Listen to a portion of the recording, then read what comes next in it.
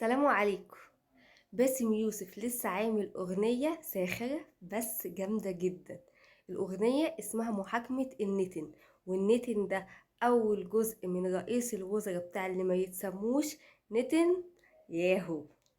الفيديو بيدور حوالين محاكمة النتن في المحكمة الجنائية الدولية، واللي بيدافع عنه المحامي بتاعه هو أمجد النور، وده صانع أفلام سوداني، وبيدافع عنه بطريقة ساخرة، بيتريق عليه من الآخر، بيمدح في أخلاقه وأخلاق الجيش بتاعه، وفي نص الكلام بيفكروا باللي حصل للأطفال في فلسطين.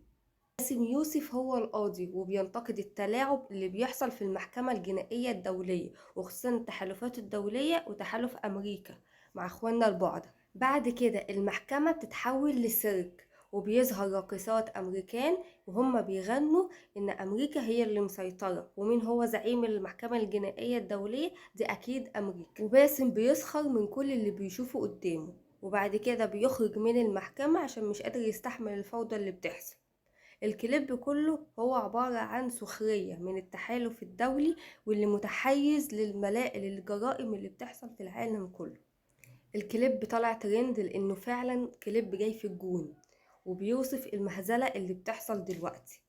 فخشوا اتفرجوا عليه، ولو عجبكم الفيديو بتاعي متنسوش تشتركوا في القناة وتدوسوا لايك. السلام عليكم.